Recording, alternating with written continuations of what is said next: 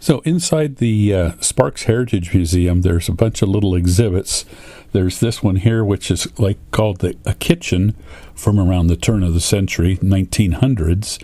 And then there's also some furniture from John Sparks, who the city of Sparks was named after. He was Governor Sparks. He was the governor of Nevada. And there's also a communications setup for the phones and switchboard operators, as well as post office box, grocery store, swimming pool, and a barber shop. So what we're gonna look at first is they have some household equipment called an electric mixer. It was called a fold-away electric mixer circa 1930. It was made by a company called Magic Maid. It has a handle and locking device that allowed it to supply power in both a vertical mode for mixing and a horizontal mode, juicing or cutting like a food processor. There's also a mixing bowl and hand mixer circa 1920. There was a sign that was placed in the window to indicate amount of ice to be placed in the ice box. Nevada Meat Company and Union Ice Company were the suppliers. Union Ice Company owned large ponds on the Truckee River near Boca Reservoir. The ice was harvested from Tahoe City to Truckee, then to Verdi. Ice was kept in large warehouses, insulated with sawdust and hay.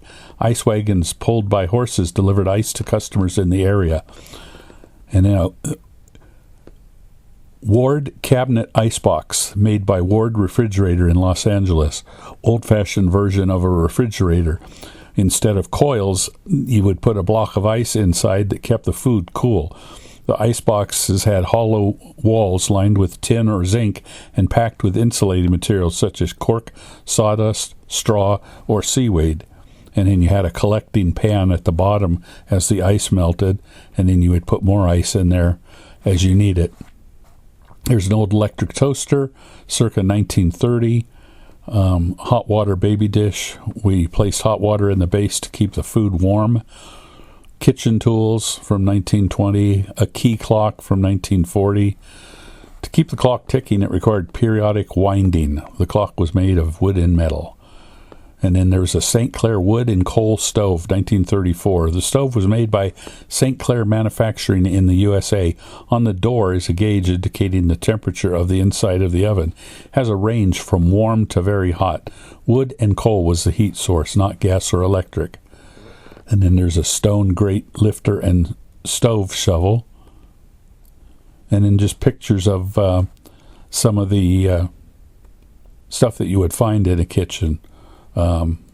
Magic Maid mixer, all sorts of stuff. Milk jugs, ice tongs, a whole lot of stuff to look at and just be amazed at. Couple paintings of John Sparks, his cattle ranch that he owned. The grocery store, or the general store, often been characterized by their variety of goods and services. From colonial times through much of the 19th century, they constituted the typical retail unit before grocery stores.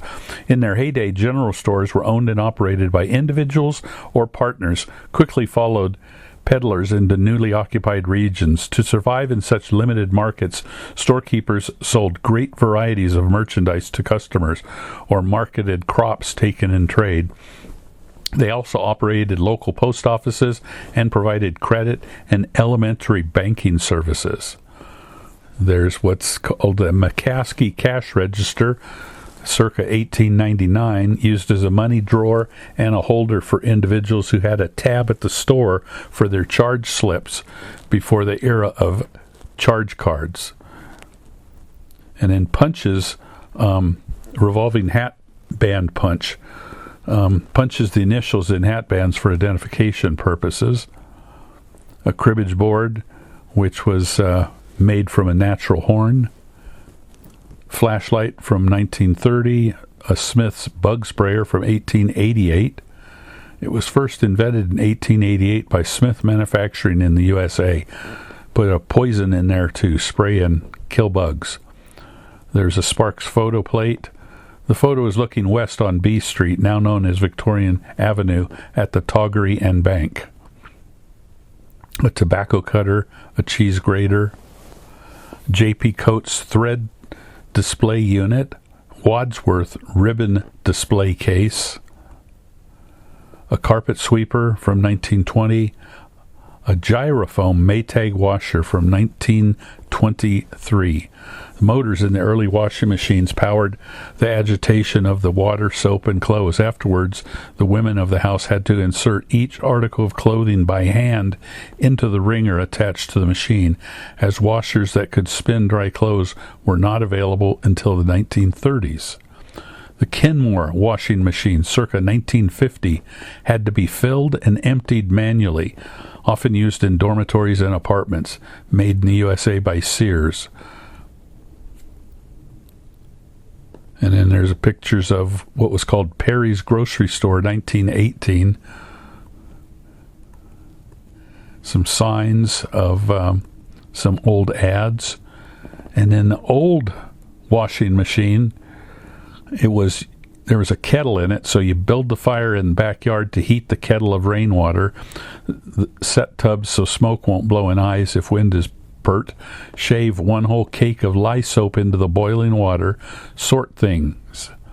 Makes 3 piles, 1 pile of whites, 1 color of colors, 1 pile work breeches and rags. To make starch, you would stir in flour in cool water to smooth, then thin down with boiling water. You take the white things, rub dirty spots on the board, rub hard and boil, then rub colors. Don't boil, just wrench, rinse, and starch. Take things out of kettle with a broomstick handle, otherwise you boil your hand. Wrench, which is rinse, and starch. Hang old rags on the fence, spread tea towels on grass, pour wrench water in flower bed, scrub porch with hot soapy water also, turn the tubs upside down, go put on clean dress, smooth hair with a hair comb, brew a cup of tea, sit and rock a spell, and count your blessings. And they even have what's called a creosote vapo lamp, which when you were sick, you'd be in bed with a cold, often meant breathing the pungent fumes from the pan simmering on this little creosote vapo lamp on our bedside stand. And that was before the Vapor Rub came in little tubs where you could rub it on your under your nose. This one, you would put it in a little jar up above a heated lamp, and it would boil, and the fumes would fill the room. Some ads from turn of the century: an all cast iron for the all cast iron stove for $39.85, a family size steel range for $22.95. And then they had all sorts of little gadgets here that you could look at. They have old camphor oil, foot powder, Hatticol, X-Lax, Digestoid, nasal spray, Pure Bay rum, laxatives, all sorts of old medicines and bottles and stuff. Crescent pure spices, shilling chili powder, cloves, cumin, Coors pure malted milk, and Del Monte ketchup, and Scotch granulated soda. They have a printout of the 1908 telephone book, which basically had about a little over a dozen to 15 businesses. The Bell Telephone Company, in February of 1928, stood on the corner of 12th and C Street until it was torn down in 1995. They have a picture of a bunch of people on a train from Salt Lake City in September of 1906 with a switchboard operator, long-distance telephone operator, where the people on the train could make phone calls to other people, which that was revolutionary in 1906. And then they have Remains of the post office, which was originally located in Ora, O-R-A, off of Oling House, Washoe County. The Ora Post Office was a short-lived post office west of Wadsworth, Washoe County, at the eastern front of the Marlborough Range. It was established on June 28, 1898, and was discontinued on October 31st, 1902. So it was only in operation for about 4 years, when its operations were transferred to Oling House on October 31st, 1903. But that was discontinued on July 31st, 1923, when Wadsworth became the mail address for its patrons. The Wadsworth Post Office was established August 20th, 1868, to serve the Central Pacific Maintenance Yards there. It is still in service.